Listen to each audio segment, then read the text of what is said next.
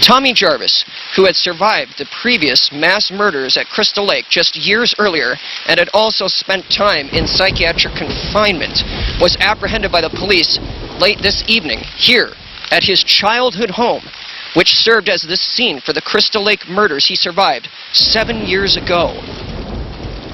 Tommy Jarvis went completely off the deep end after the events at Pinehurst.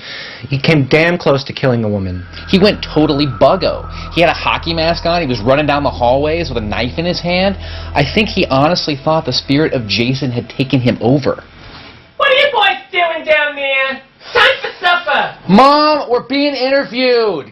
Over time, the hallucinations and delusions seemed to dissipate, but despite the opinions of some of my colleagues, I wasn't so sure Tommy was cured.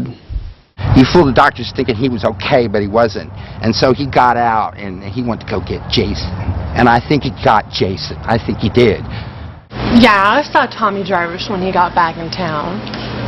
He's kind of cute. Tommy had changed a lot since the last time he'd been seen in town. He even looked totally different. Could have been plastic surgery, a disguise of some kind. Right, to hide himself from Jason. Dude, that's awesome. Hang on. Yeah. That's going on the website. At the time, Crystal Lake had gone through some changes. People lost their homes and their businesses. So, like, all the entrepreneurial people, like myself, ended up working here. Sheriff Garris was determined to get beyond the Jason stories, get things back to normal. So he did a very simple thing. He changed the name of the town. So Crystal Lake, with Jason, became Forest Green, without. So one night, Tommy and his friend from the sanitarium show up at the graveyard, carrying shovels and a hockey mask. And what do? They dig Jason up. Makes sense, right? Tommy wants a little closure. This is where things get really inventive. They say Tommy brought Jason back to life with some kind of, like, lightning bolt or something. You know, I mean, I don't know, maybe. That's the cockamamie story that he came up with. He went running into Sheriff Garris's office, screaming up a blue streak, insisting that Jason was alive. Garris wasn't the type to suffer that kind of bullshit, so he locked him up for the night. Why would you dig up Jason's body? Well, you want to count the maggots in his head? Jason's final resting place had been desecrated. The grave was opened up, and Jason came back as a member of the undead.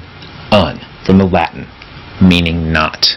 Well, electricity in the form of an EKG has certainly been known to revive people from a clinically dead state, and many people have survived being struck by lightning. But a long dead, decomposed corpse being resurrected by a lightning rod, that's the stuff of old Frankenstein movies. So, the murders begin anew, and you've got Chicken Little Tommy Jarvis running around town saying, Jason's back, scaring the hell out of everybody, when the most likely suspect in these murders, Tommy Jarvis. That is total bullpoop. Tommy Jarvis is no more a psychopathic killer than my cat. He was trying to stop the reanimated corpse of Jason Voorhees from going back to the campground. Duh! But then a busload of us kids, we arrived at summer camp the next morning. You know, everything seemed fine. Until Jason showed up. Bottom line is, there was enough evidence linking Jarvis to the Forest Green murders for Sheriff Garris to detain him. Now, whether he was acting alone, whether he had an accomplice, we don't know. He was behind bars, so how's he supposed to commit those murders? Astral projection? Voodoo? Telekinesis? Well, why the hell not? I mean, if he could believe that a zombie could kill from beyond the grave, well, why couldn't he? Since Jason couldn't be killed by normal means, Tommy came up with a plan to return Jason to his original resting place, the bottom of Crystal Lake. When the sheriff arrived, he rounded all of us kids into one of the cabins. And then Jason, he broke right through the door. And we were so terrified and screaming and running around, but Tommy saved us. Tommy's not a killer. He's our hero. Tommy believed the only way he could put this demon to rest was to drown him. Again. Now they'll actually have you believe that Jarvis somehow lured Jason away from these kids and into the water, wrapped a chain with a boulder attached to it around Jason's neck, and drowned him once again at the bottom of the lake. Now, the sad fact is that he got children to buy into his delusion. Tommy did it. He buried Jason once and for all. And he was finally free. Well, not the way we saw it. Tommy Jarvis, he was a wanted murderer. He fled and he hasn't been seen since. Where was this mysterious reanimated corpse that was supposedly tethered to the bottom of the lake? No one's ever been able to find it. Where did it go? Why wasn't Jason's body ever found at the bottom of the lake? Because they never looked. They knew it was out there, and they knew that some secrets are best left buried. We dragged the lake. We found nothing. No bodies, no drowning victims, no corpus delicti. After everything that happened, they went ahead and just changed the name from Forest Green right back to Crystal Lake. I guess they figured that you can never escape the past. Because the past comes back to haunt you. Because really he is, a part of our community, and I think that's important, to be community-minded.